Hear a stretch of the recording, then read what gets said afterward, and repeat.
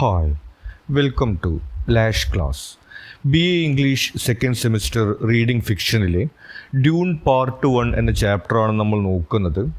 American novelist Frank ഹെർബർട്ടിൻ്റെ നോവലിനെ ആസ്പദമാക്കി Canadian film maker Denis Villeneuve direct ചെയ്തിട്ടുള്ള ഒരു സയൻസ് ഫിക്ഷൻ സിനിമയാണ്.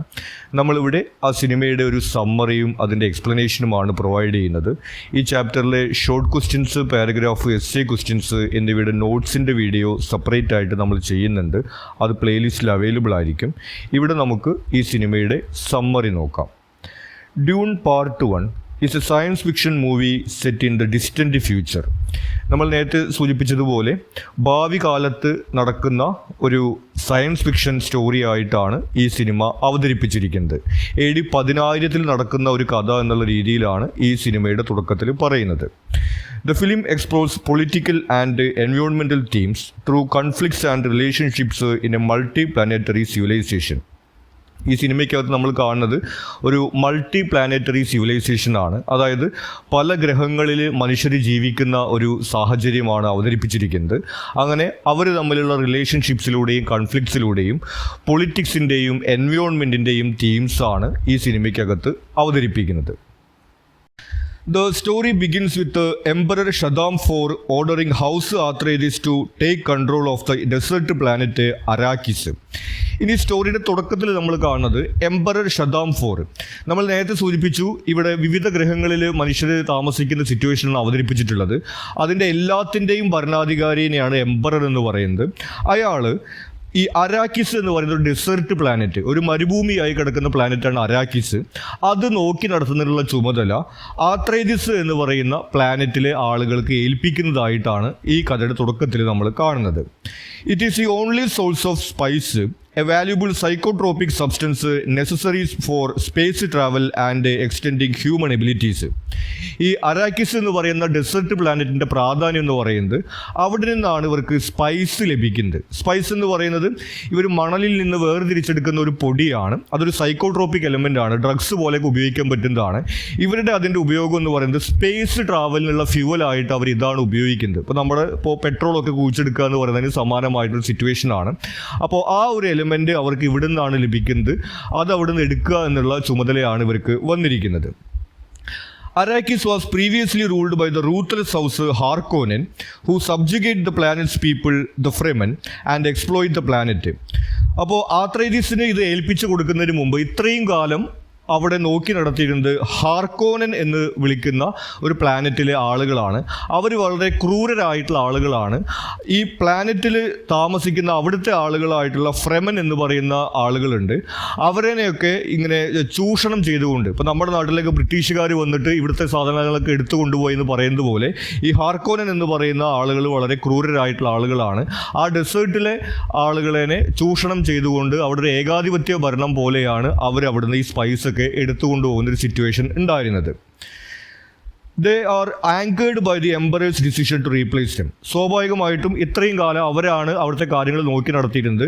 അവരെ അവിടുന്ന് മാറ്റിയിട്ട് ഈ ചുമതല ഈ ആത്രൈദിസിനെ ഏൽപ്പിച്ച കാര്യത്തിൽ അവർ ദേഷ്യപ്പെട്ടിരിക്കുന്നതായിട്ടാണ് നമ്മൾ കാണുന്നത്. However, the emperor is setting a trap, using the situation to orchestrate a war between the houses. എന്നാൽ യഥാർത്ഥത്തിൽ ഇവരവിടെ ക്രൂരമായിട്ടുള്ള ഭരണം നടത്തിയത് കാരണം കൊണ്ടൊന്നുമല്ല എംപറർ അവരെ മാറ്റിക്കൊണ്ട് ആത്രൈദിസിനെ അവിടെ ചുമതല ഏൽപ്പിക്കുന്നത്. എംപറർ അവിടെ ഒരു ട്രാപ്പാണ് നടപ്പിലാക്കുന്നത്. ഈ രണ്ട് പ്ലാനറ്റിലെ ആളുകളെ തമ്മിൽ യുദ്ധം ചെയ്യിക്കാനുള്ള ഒരു സിറ്റുവേഷനാണ് അവിടെ എംപറർ ക്രിയേറ്റ് ചെയ്യുന്നത്. The emperor aims to prevent Atreides from gaining too much power and becoming a threat. Emperor നോക്കുമ്പോൾ ആത്രൈദിസ് ഇങ്ങനെ വളരെ ശക്തമായിട്ട് വരുന്നൊരു പ്ലാനറ്റാണ്. അവർ കൂടുതൽ ശക്തിയായിട്ട് എംപറർക്കെതിരെ തിരിയുന്ന ഒരു സിറ്റുവേഷൻ ഉണ്ടാവാതിരിക്കാൻ വേണ്ടിയിട്ട് അവരെയും ഹാർക്കോനൻസിനെയും തമ്മിൽ തല്ലിപ്പിക്കാൻ വേണ്ടിയിട്ടുള്ളൊരു സിറ്റുവേഷൻ ഉണ്ടാക്കാൻ വേണ്ടിയിട്ടാണ് എംപറർ ഹാർക്കോനൻസിന് പകരം ഇവർക്ക് ആ ചുമതല കൊടുത്തിട്ടുള്ളത്.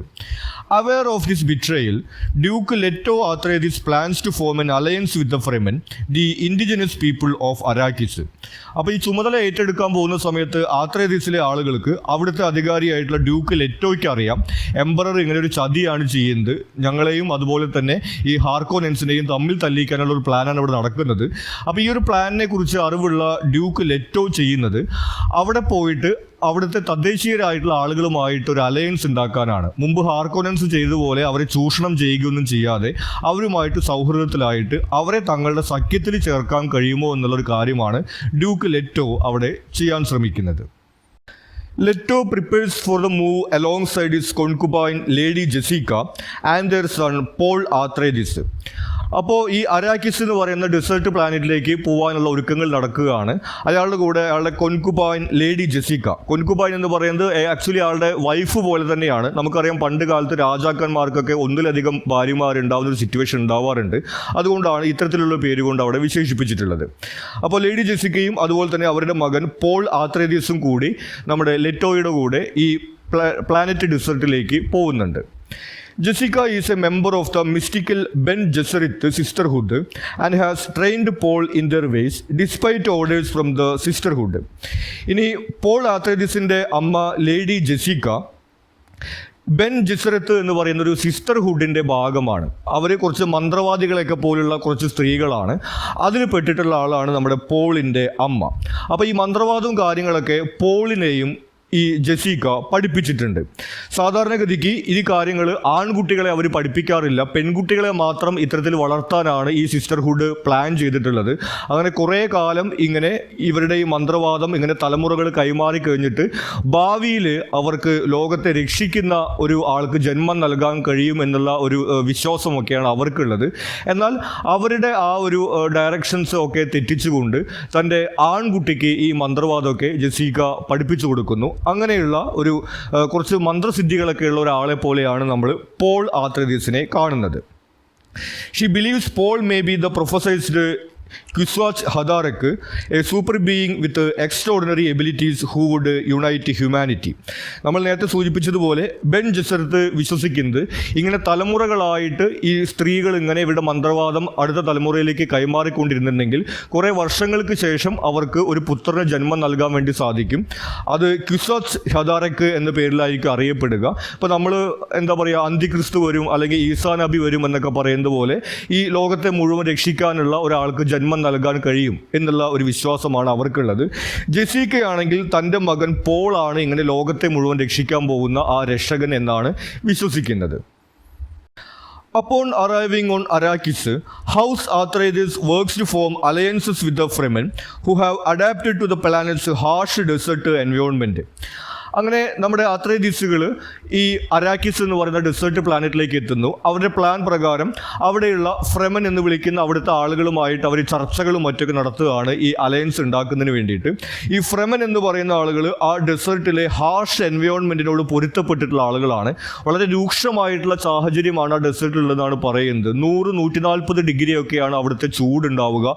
പകൽ സമയത്തേക്ക് പുറത്തിറങ്ങാനും സാധിക്കില്ല, രാത്രി സമയത്തെ പുറത്തിറങ്ങാൻ സാധിക്കൂ. അതുകൂടാതെ അവിടെ ഒരു ഭീകര ജീവി കൂടിയുണ്ട്, സാൻഡ് വോം എന്നിവർ വിളിക്കുന്ന ആ ഡെസേർട്ടിലെ മനുഷ്യരെയൊക്കെ പിടിച്ചു തിന്നുന്ന ഒരു ഭീകര ജീവിയൊക്കെ ഉണ്ട്. അപ്പോൾ അതിൽ നിന്നൊക്കെ രക്ഷപ്പെടാനും ആ ചൂടിനെയൊക്കെ അതിജീവിക്കാനും ഒക്കെ ഉള്ള ശേഷി നേടിയിട്ടുള്ള ആളുകളാണ് ഈ ഫ്രെമൻ എന്ന് പറയുന്നു. അപ്പോൾ അവരുമായിട്ടൊരു സഖ്യമുണ്ടാക്കാനുള്ള ശ്രമങ്ങളൊക്കെ ഇവരവിടെ എത്തിയതിനു ശേഷം നടത്തുന്നുണ്ട്. Meanwhile, Paul experiences recurring visions of a possible future where his house is destroyed and he rises as a leader among the Fremen. ഈ സമയത്ത് പോളിന് കുറച്ച് വിഷൻസ് ഒക്കെ ഉണ്ടാവുന്നുണ്ട്. പ്രത്യേകിച്ചും ആ മരുഭൂമിയിലാണ് അവരുള്ളത്. അതുകൂടാതെ തന്നെ ആ മരുഭൂമിയിലെ സ്പൈസ് എന്ന് പറയുന്ന ഒരു സൈക്കോട്രോപ്പിക് എലമെൻ്റ് ആണ് നമ്മൾ പറയുകയുണ്ടായി. അപ്പോൾ അതെല്ലാം കൂടി ചേർന്നുകൊണ്ട് അതുകൂടാതെ തന്നെ എന്താണ് മന്ത്രവാദമൊക്കെ അറിയുന്ന ഒരു ഗ്രൂപ്പ് ഓഫ് പീപ്പിളുള്ള ആളാണ് ഇവരുടെ അമ്മ. ആ കാര്യങ്ങളൊക്കെ പോളിനെ പഠിപ്പിച്ചിട്ടുണ്ടെന്ന് പറഞ്ഞിരുന്നു. അപ്പോൾ അതെല്ലാം ചേർന്നുകൊണ്ട് പോളിന് അവിടെ ചില വിഷൻസ് ഒക്കെ ഉണ്ടാവുന്നു, പ്രവചനം പോലെ ചില കാര്യങ്ങളൊക്കെ കാണാൻ സാധിക്കുന്നു. അപ്പോൾ ഇവരുടെ ഈ ഫാമിലിയും അതുപോലെ തന്നെ പ്ലാനറ്റും തകർക്കപ്പെടുമെന്നും എന്നിട്ട് ഫ്രെമൻസിൻ്റെ കൂടെ അവരുടെ ലീഡറായിട്ട് താൻ ഉയർന്നു വരും എന്നുള്ള കാര്യങ്ങളൊക്കെയാണ് ഈ വിഷൻസിൽ പോൾ കാണുന്നത്. The threat against House Atreides soon becomes reality when Baron Vladimir Harkonnen, with the Emperor's approval, launches a brutal attack with his forces and the Sardaukar, the Emperor's elite troops. അപ്പോൾ നമ്മൾ നേരത്തെ സൂചിപ്പിച്ചു ഹാർക്കോനൻ family ഇത്രയും കാലം അവരാണ് അവിടെ നോക്കി നടത്തിയിരുന്നത്, അവരെ ഒഴിവാക്കിയിൽ ദേഷ്യപ്പെട്ടിരിക്കുന്ന ആളുകളാണ്. അവർ ഈ ആത്രേദീസിനെതിരെ യുദ്ധം പ്രഖ്യാപിക്കുകയും യുദ്ധം ചെയ്യുകയാണ്. എംബറർ നമ്മൾ നേരത്തെ സൂചിപ്പിച്ചതുപോലെ ഇവരെ തമ്മിൽ തല്ലിപ്പിക്കാനുള്ള ഒരു പ്ലാനാണ് ഉണ്ടായിരുന്നത്. എംബററും ഈ ഹാർക്കോനൻസിനെ സപ്പോർട്ട് ചെയ്യുന്നു. എംബററുടെ സർദാക്കൂർ എന്ന് വിളിക്കുന്ന വളരെ ഹൈലി ട്രെയിൻഡ് ആയിട്ടുള്ള സൈന്യത്തിനെയൊക്കെ ഹാർക്കോനൻസിന് വിട്ടുകൊടുക്കുന്നു. അങ്ങനെ ആ സൈന്യവും ഹാർക്കോനൻസിൻ്റെ സൈന്യവും എല്ലാം കൂടിയിട്ട് ആത്രേദീസിനെ ആക്രമിക്കുന്നതാണ് പിന്നീട് നമ്മൾ കാണുന്നത്. House Atreides is quickly overwhelmed. യുദ്ധം അധിക സമയമൊന്നും നീണ്ടു നിൽക്കുന്നില്ല, വളരെ പെട്ടെന്ന് തന്നെ ഇവരെ ഹാർക്കോനൻസ് കീഴടക്കുന്നു. And Duke Leto is captured and killed. ഇനി ഇവരുടെ നേതാവായിരുന്ന ഡ്യൂക്ക് ലെറ്റോ, നമ്മുടെ പോളിൻ്റെ പിതാവിനെ അവർ പിടികൂടുകയും കൊണ്ടുപോയി വധിക്കുകയും ചെയ്യുന്നു. The Baron forces Doctor Wellington Yueh., the Atreides physician, to betray them by disabling the city's defences. ഇത്ര എളുപ്പത്തിൽ അവർ ആ യുദ്ധത്തിൽ ജയിക്കുന്നത് ഇവരുടെ ഫാമിലി ഡോക്ടറായിരുന്ന ഡോക്ടർ വെല്ലിംഗ്ടൺ യു.എ.നെ അവർ ഒരു ബിട്രയലിന് വേണ്ടിയിട്ട് ഫോഴ്സ് ചെയ്യുന്നുണ്ട്, വഞ്ചിക്കാൻ വേണ്ടിയിട്ട് ഫോഴ്സ് ചെയ്യുന്നു. അയാളാണ് ഈ വീടിനകത്തുള്ള ഈ സുരക്ഷാ ക്രമീകരണങ്ങളൊക്കെ ഓഫാക്കി വെച്ചുകൊണ്ട് ഇവർക്ക് ആക്രമിക്കാനുള്ള ഒരു സിറ്റുവേഷൻ ഒരുക്കി കൊടുക്കുന്നത്. They blackmail him by capturing his wife. ഇനി ഇവരുടെ കൂടെയുള്ള ഡോക്ടർ ഇവരെ ചതിക്കാനുള്ള കാരണം ഇയാളെ ബ്ലാക്ക് മെയിൽ ചെയ്യുന്നത് കാരണം കൊണ്ടാണ്. ഇയാളുടെ വൈഫിനെ ഈ ഹാർക്കോനൻസ് തട്ടിക്കൊണ്ടുപോവുകയും ഇനി ഈ ചതിക്ക് കൂട്ടുനിന്നില്ലെങ്കിൽ ആ വൈഫിനെ കൊല്ലും എന്നൊക്കെ പറഞ്ഞത് കാരണം കൊണ്ടാണ് ഇയാൾ ഈ ചതിക്ക് കൂട്ടുനിൽക്കുന്നത്. However Yueh. Is ultimately killed, making his betrayal meaningless. എന്നാൽ ഇത്ര ക്രൂരന്മാരായിട്ടുള്ള ആളുകളാണ് ഹാർക്കോനൻസ്. അപ്പോൾ അവർ പറഞ്ഞത് കേട്ടുകൊണ്ട് ഈ ചതിക്ക് കൂട്ടുനിന്നിട്ടും പ്രത്യേകിച്ച് ഉപകാരമൊന്നും ഉണ്ടാവുന്നില്ല. അയാളുടെ വൈഫിനെയും അതുപോലെ തന്നെ ഈ യുദ്ധം കഴിഞ്ഞതിന് ശേഷം ഇയാളെയും ഈ ഹാർക്കോനൻസ് കൊല്ലുകയാണ് ചെയ്യുന്നത്. അപ്പോൾ ആ ഒരു വഞ്ചന അവിടെ നടത്തിയതിനൊരു ഫലവുമില്ലാതെ പോകുന്നതായിട്ട് നമ്മൾ കാണുന്നു. Paul and Jessica are taken captive but manage to escape into the desert using Ben Gesserit's skills and Paul's growing abilities. ഇനി നമ്മുടെ ഡ്യൂക്ക് ലെറ്റോവിനെ അവർ വധിച്ചു എന്ന് പറഞ്ഞു. ഇനി പോളിനെയും അതുപോലെ തന്നെ പോളിൻ്റെ അമ്മ ജെസിക്കയെയും അവർ പിടിച്ചുകൊണ്ട് പോവുകയാണ്. പക്ഷേ കൊണ്ടുപോകുന്നതിൻ്റെ ഇടയിൽ അവർ രക്ഷപ്പെടുന്നു. നമ്മൾ നേരത്തെ സൂചിപ്പിച്ചു പോളിൻ്റെ അമ്മ ജെസിക്ക ബെൻ ജെസറത്ത് എന്ന് പറയുന്ന കുറച്ച് മന്ത്രവാദമൊക്കെ അറിയുന്ന ഒരു വിഭാഗമാണ്. അപ്പോൾ ആ ഒരു മന്ത്രവാദമൊക്കെ യൂസ് ചെയ്തുകൊണ്ടാണ് അവർ അവിടുന്ന് രക്ഷപ്പെട്ടിട്ട് ഈ ഡെസേർട്ടിലേക്ക്, മരുഭൂമിയിലേക്ക് പോകുന്നത്. Facing the deadly sandworms of Arrakis and the planet's unforgiving conditions, they seek refuge with the Fremen. നമ്മൾ നേരത്തെ സൂചിപ്പിച്ചു വളരെ അപകടകരമായിട്ടുള്ളൊരു സിറ്റുവേഷനാണ് ആ ഡെസേർട്ടിലുള്ളത്. ആ സാൻഡ് വോം എന്ന് പറയുന്ന മനുഷ്യരെയൊക്കെ പിടിച്ചു വിഴുങ്ങുന്ന ആ ഒരു ഭീകരജീവി അവിടെയുണ്ട്. പിന്നെ ഈ വലിയ അളവിലുള്ള ചൂടൊക്കെയാണ് അവിടെ ഉള്ളത്. അപ്പോൾ ആ ഒരു സിറ്റുവേഷനിൽ അവിടുത്തെ തദ്ദേശീയരായിട്ടുള്ള ആളുകളായിട്ടുള്ള ഫ്രെമൻസിൻ്റെ അടുത്ത് പോയിട്ട് ഇവർ അഭയം തേടുകയാണ്. The film ends with Paul embracing his destiny, deciding to stay with the Fremen and learn their ways, setting the stage for his transformation into a leader. ഇനി ഫ്രെമൻസിൻ്റെ അടുത്ത് എത്തുന്ന സമയത്ത് ജെസിക്ക പറയുന്നത് അവർക്ക് അവിടെ നിന്ന് രക്ഷപ്പെടുന്നതിനുള്ള ഒരു സിറ്റുവേഷൻ ഒരുക്കി കൊടുക്കണം, അവർക്ക് പുറത്ത് പോയി കഴിഞ്ഞിട്ടുണ്ടെങ്കിൽ ഒരുപാട് ശക്തികളൊക്കെ ഉണ്ട്, ഇവരെ സഹായിക്കാമെന്നൊക്കെ പറയുന്നു.